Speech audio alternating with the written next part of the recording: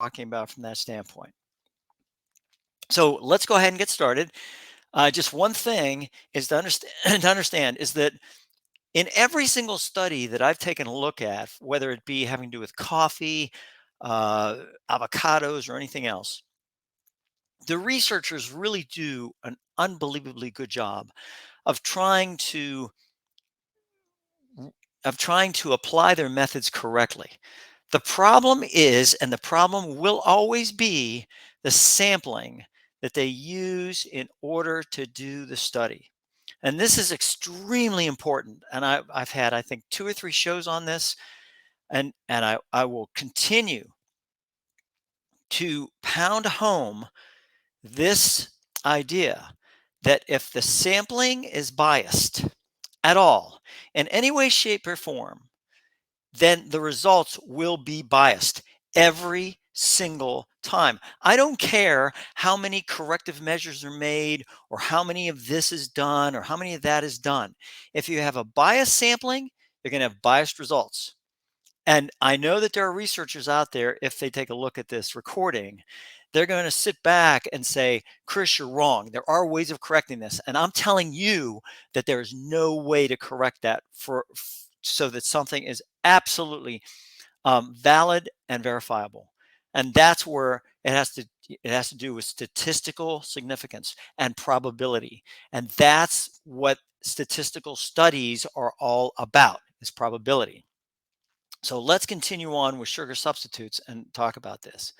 The reference for the study, it was published Nature Medicine, citation is below. Rather than putting in the study itself, and I don't know if this is why people aren't watching the show or what it is, but maybe they're taking a look at all this and they're saying, Chris, you're shoving too much stuff at us. So I'm going to, instead of putting the actual study up, I'm going to let you go ahead and take a look at the study. This is the citation here, and you can take a look at it. But the bottom line is, it has to do with erythritol. And erythritol is a sugar substitute that's supposedly natural, but it is in things like Truvia and other sugar substitutes for a sweetener. Basically, it's a sugar alcohol is what it is. So the study participants for this study already had a plethora of cardiovascular risks. Now, the name of the study is the artificial sweetener erythritol and cardiovascular event risk. But understand that the risk was already there, and we'll go through each of those types of risks and exactly what's supposed to happen. So the sample for the study, what we're going to do is we are going to center in on the United States. But there were European aspects on this. So 2149 participants from the United States, 833 from Europe. Now, I'm going to tell you 2140, that is a fantastic sampling. I mean, really, really, really good sampling. Number-wise, it's a really good sampling. And there's quantity of sample, which in this case was excellent, but there's also the quality of sample. What exactly is it that that makes this a biased study? And you'll see as time goes on. Now, the sample more than meets the statistical power, a minimum of 0.80, as tested through a statistical application that's it's part of what they call realstatistics.com, and it's an add-in to Excel. It's great. It works unbelievably fantastic. I have a book coming out very soon that talks about all the screenshots on it and how to do it and that type of thing. The sample was collected from subjects already enrolled in quaternary care. Now, quaternary care, what is that? Well, there's primary care, like the thing, you remember, if you get sick, you go to a primary care, right? Primary care physician. And a primary care physician does all the primary things that need to be done, right? You have secondary care, tertiary care, and quaternary care. And the quaternary care, I think, from reading, from doing research and whatever else, is kind of that follow-up aspect. The quaternary care, they follow up with you. And these are people that have already had cardiovascular disease. They already have it. So they're going into quaternary care at that point in time. Sample from the US went through the Cleveland Clinic. In Europe, went through a clinic in Berlin. Now, understand, that's one clinic. That's one hospital area, Cleveland Clinic. Cleveland Clinic is well known. I mean, they do a lot of different studies, especially about the heart. They do all kind of different studies, different aspects and everything else. But understand that's one area, one place. Okay, so that's pretty important to understand there. So, was the sample adequate? Again, numerically, yeah, fantastic, more than adequate. 0.80 statistical power. It's in other words, and statistical power, if you remember from my previous shows, has to do with type 2 error, right? Which is a false negative. So it tries to lower the probability of a false negative. The type 1 error, which is normal, which is the standard by which many studies are done, has to do with false positives. So false negative means you don't have flu when you really do. False positive means they say you have the flu or they say you have a flu when you really don't. So that's the difference between false positive and false negative. Was the sample varied enough? No. That is a definite no. Absolutely not. This did two things that to me is biased. One is it took people that already have cardiovascular disease. So in other words, they're saying, oh, what's your cardiovascular disease risk? It's already high, and then you shove a sugar substitute on top of that, and it's all about chicken or the egg. Was the cardiovascular risk already exacerbated even without the erythritol, or did the erythritol actually cause the cardiovascular event, right? Whatever that may be. The sample took into consideration only one location. Bad. The sample had many issues with already existing cardiovascular disease risk. Now, this is really an important point. And again, pounding that home, it has to do with the risk that already exists. There's been a lot of different things having to do with the chicken or the egg aspect. The one aspect is vaccinations and autism. I know a lot of people are going, oh, yeah, vaccinations cause autism, or they don't cause autism. I mean, it's a very provocative, it's a very emotional subject. But the bottom line is there's never been a study saying, look, which came first? Did the person already have autism before they had the vaccination? Did the diagnosis come after the vaccination or before the vaccination? If every single diagnosis of autism came after the vaccination, who's to say that autism did not exist before the actual vaccination? So again, this correlation causation aspect, they're associated, but did one cause the other? That's what I'm trying to bring out here. So those risks are plainly listed for the cardiovascular disease, which we'll go over, and we'll point out the biases with them. So here's the characteristics of the participants. We're only going to focus on the US only. Age. The median age of the participants was 63. Now, there's a difference between mean and median. Median is more robust. It's less affected by extremes on either side. Mean is more affected by extremes. So median actually is a better statistical measure of center than mean is. Now the range is what they call the first the first quartile and the third quartile. Second quartile is actually the median, which is 63. First quartile is 55. The third quartile is 71. So the range could be anywhere between 55 and 71. So just right there, think about this. It's less. What about the people less than 55? What about the people greater than 71? So those weren't part of the participants, right? Because they weren't assigned to the Cleveland Clinic as part of the quaternary care, right? So very important. You're already having quaternary care on individuals that have cardiovascular disease. Okay, it's very important. Sex. Males accounted for 64% of the participants. That's not the way that it is in the United States. 64% is so right off the bat. If males accounted for 64%, you're not representative of the U.S. population. BMI, body mass index, 29.4 with a range between 25 and 32. I did some research on this. CDC considers the Centers for Disease Control considers obese at being 30. So here's your body mass index with a median of 29.4 with a range of 25.4 to 32.4. 32.1. 32.1 is over the obese area. 29.4 is awfully close to being obese. So now you have an individual that is, median age 63, almost obese, right? Diabetes, 22.1% had diabetes. 22.1%. That's almost a quarter. 70% had hypertension. 12%, almost 13% smoked. They actually smoked. So 13% had smoked. 20%, almost 20% of the participants already had heart failure. Now, heart failure there's different types of heart failure, but it could be congestive heart failure, which is a building up of the fluid within the heart area.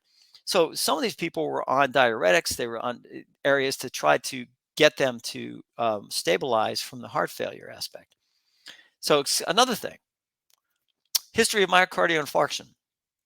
A myocardial infarction, from my understanding, having heart disease for over 30 years, basically means that you've had an incident that resulted in necrosis, basically death of part of your heart, maybe a small part, maybe a large part, but basically necrosis in that heart, myocardial infarction, which is basically a part of your heart did not get the blood flow that it needed to be able to continue to beat. So 39, almost 40% of the individuals within the study had a previous, basically, heart incident, heart attack. Myocardial infarction is not like chest pain. You have what they call angina, which is chest pain. In fact, angina pectoris, which is literally chest pain, pain of the chest. So basically what happens is you have the idea behind this is that people have already, 40% have already had this. Think about this really, really seriously, all right? Now, low density lipoprotein, which is called bad cholesterol. The median was 96 with a range of 77 to 117. Now, chances are, and I don't know if this was actually said during the study or not. I didn't look into it that deeply, but probably most of these people are on statins or some type of they were on hyperlipidemia. So they had hyperlipidemia, which means they had high cholesterol, and they were trying to get them down, right? So 96.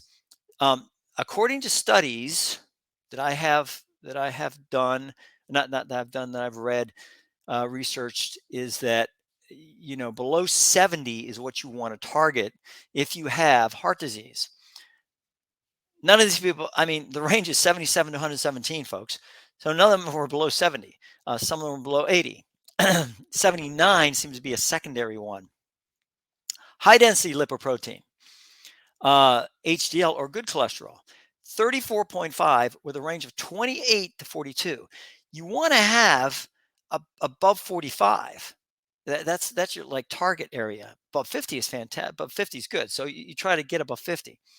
Total cholesterol, 160.8, almost 161, with a range of 139 to 187. I rounded these. So I mean, 187, that's pretty high, folks. I mean, unless you have a really high HDL, but the bottom line is that that's considered to be high. Triglycerides, 114 with a range of 84 to 163. Now, 84 is not bad. 163 is not good. So you have, they have at 114 in there. So let's analyze some of these to determine the current risk factors, okay? So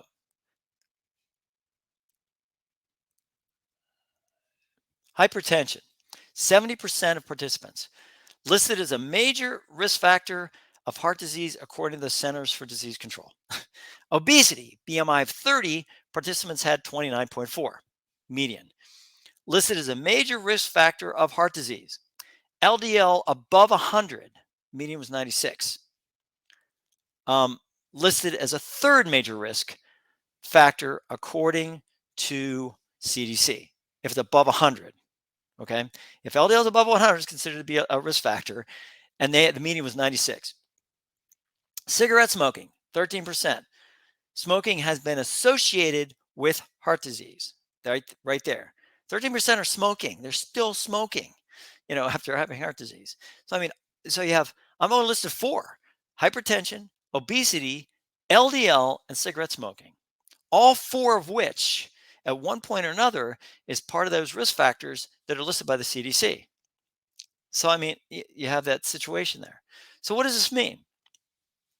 Well, it means the sample of participants were biased, they're skewed. They were absolutely biased. I mean, these are people that are currently undergoing, quaternary care. I mean, it's interesting how they state in the study that because the people were close to obese, that they would be the ones being told to lower their sugar content. So they would be more prone to use sugar substitutes like erythritol. So basically, these people, the over 2,000 people that were just from the US, had more than one risk factor that would make them a high risk of having at least another cardiovascular disease incident, whether it be angina pectoris or a you know a blockage, which would lead to some type of incident, myocardial infarction or infarction, whatever, myocardial incident, that type of thing. By having to take a sugar substitute, the the the researchers basically introduced what they call a confounding factor, and this is what happens when you take an existing sample. You sit there and say, "Oh, I have a sample. It's right here, Cleveland Clinic. This is perfect. I'm gonna study these people right here." What you do is it makes it easier for the researchers to be able to get a sampling that's big enough to be able to say, "Hey, look, I meet my statistical power." But the problem is that you introduce now another factor that you think is a risk to already risk inclined participants. So basically, what are you doing? Are you increasing their risk, or are the risks that they already have enough have enough to basically say that's the risks are there already, and you're adding something that may or may not be a make that risk higher. So they complain, they complicate the result of the study. They complicate it to the point where, is it valid? You know, okay, the methodology is there. I mean, even the way that they figured out how much erythritol was in the blood was really, really well done. I mean, hey, we want to see what how much erythritol is in the blood, and but the thing is, and then they took samples, to see if there was more blockage, less blockage, whatever it is. But the problem is there's no other.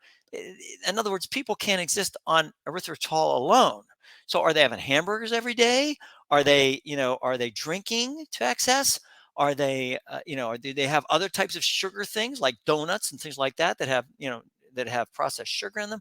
In other words, are all these things compounding exactly the risk that now they're saying, oh, erythritol, this is something that needs to be taken up.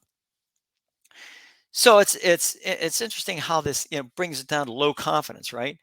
So which came first? The factors already existing to produce the cardiovascular disease incident, the original one, because remember some of them had um, myocardial infarctions before, right?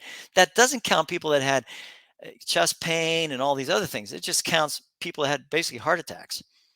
Or is it the substitutes that's causing the incident? So I mean, these are the things that have to be taken into consideration. So this is not unique. This is not unique. This type of study is prominent within the research community. And basically, I think it's interesting how I would love to see who funded this. You know, who funded this study, and who did that? Did they do it as a result of sugar industry? Did they do it as a result of maple syrup industry? I mean, what did they do? Why? What prompted this study? It's kind of, they don't really say that, and there's no real conflict of interest, at least that they listed. But these are the things that that come into question all the time when I see a study like this. Basically, the study took one source in the U.S. to sample, one Cleveland Clinic. The count of the sample was sufficient, but the variation of subjects was not just wanting, but it was biased. It was literally biased. In essence, but and then again, to be openly transparent, they did list all that stuff. I mean, they did list all the things that were there. So I mean, I love the researchers that give you a hammer with which to beat them with, because basically what happens is the more that they put in there, which is good, the more that they show that their stuff was biased. I mean, they still show results and they still show whatever, and they can give their opinions and they can give their statistical significance. But the bottom line is there's still nothing there that says erythritol causes heart attack. Nothing. There's nothing in that study that shows that. Nothing. I mean, so you have to take that into consideration. In essence, the study showed there was an association between sugar substitutes and CVD incidence. That's it. I mean, and that's taken but there's association. I mean, you could say it was association of driving with CVD incidents. Take all these people. How much do you drive? Oh well, number of hours you drive and how many heart attacks you have. I mean, I mean, you could do that type of thing. The study did not show that sugar substitutes alone caused the incidence. Causation, correlation. Correlation is not causation. Period. By having individuals that already had at least one MI, a heart incident that resulted in necrosis of heart tissue, which we already talked about, it did not answer the question honestly. It didn't. In other words, the hypothesis was, does erythritol increase the risk of a cardiovascular incident? You know, Everything increases the risk of a cardiovascular incident if you're going to go with that, if you're going to go in that direction. The amount of water you drink, the amount of tea that you have, the amount of coffee that you have, caffeine. I mean, big deal. Coffee, yes, it's great for you. No, it's bad for you. Wine, oh no, it's good for you. Oh, it's bad for you. It goes back and forth and back and forth. It all depends on the day of the week. So don't blame the messenger, right? The study in question did a great job of documenting, and the thing is, the study methodology was really well done. I mean, it's a good, solid study, except for the sampling. The sampling is the basic foundation by which a study is based. It's the brick by which everything else is built. You got a bad sample, they're going to have bad results. Limitations of the study was presented well, and they did go into that. And they haven't, most studies like this will recommend further study. So I just thought I'd point that out to you. The blame goes specifically to the media. This is a media problem. And I've said this before and before and before. They will cherry pick what they need to get to be able to do clickbait. And because of that, what they do is they dilute these studies. They dilute a very, very good study by not being transparent and explaining the study in its entirety in their article. And that's what happens. So the media is about the clickbait. It tries to raise the emotion of the individuals reading the story. In other words, oh my gosh, I got to stop. I got to stop having erythritol. That's not what the study is saying. The study is trying to associate erythritol with cardiovascular incidents. And the way that they do it is solid from a study methodology point of view. But again, the foundation by which they built it on the basis of sampling is flawed, severely flawed. So that's what that is. Read the story. So it gets people to read the story rather than reading the study, because nobody wants to read the study. It's boring. I don't want to read the study. So don't read the study, folks. I just gave you basically the critical analysis of the study itself. So if that puts you into a situation where you sit there and say, gee, I really would like to see more of the study, well, then here it is. Here's the study right here.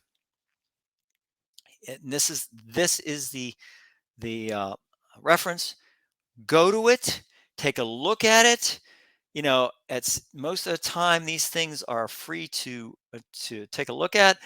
But even if you take a look at the abstract, at least you got something there that you can take a look at and you can understand a little bit better than just reading the story. Because I think the problem is people trust, they trust the media. And I'm not saying you shouldn't trust the media. I'm just saying that the media has an agenda.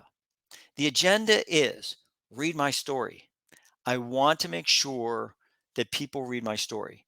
To read my story, I need to have it so that I bring people in with a hook, and that hook brings them in, and then they read the story. And if I'm a really good writer, if I'm a really good journalist, then I can impact them in what I think is a good way. What I think is a good way, in my opinion. So that's what I think journalists try to do. They have good intentions, but of course the road to hell is paved with them. So that's the deal with this whole thing. So I'm a data analyst. I do this. I do this a lot. I've written books on it. Um, some of the books you can buy at Mercury Learning. You can do it that way. You can go to lulu.com. You can get some there. I mean, but I do a lot of books on data analytics, and these data analytics really come down to, again, one thing and one thing only: the sampling. I took an entire graduate course on just sampling. That's how important sampling is. So if you want to understand a study, understand the sample. If you understand the sample, then you can sit there and make your own judgment as to whether or not the study really says what it's supposed to do, or if there's more, it needs to have more um, understanding of, there needs to be another study, basically. Some more studies on different parts of the country, different parts of the area, whatever it is. So on that note, I'm going to leave you. This has been Chris Greco and the Data Show. And what we studied today, what we've looked at today, um, has been sugar substitute in heart attacks, cardiovascular incidents. And we went through the study, went through the summary, looked up different risk factors. I did some research on that. So hopefully that'll help you to make more sense of what this study is all about and understand it a little bit better. So I just say thank you so much for watching, and please, please, please, no matter what happens, always check the data, verify the data, and read with a more critical eye, especially media reports on any type of studies, and see if you can get a hold of that study and take a look at it from the standpoint of a very critical eye. Look at it, read it, and see what you can make out of it. Hey, I have no problem at all. If you ever want to get in contact with me, you can certainly do so. All you have to do is email me at this email, candor at statisticssleuth.com. Be more than happy to take any questions or answer any questions, or even do a show based on one of your questions, or maybe based on a study that you recommend. And please, please, please, always check the data. Have a great week. Take care.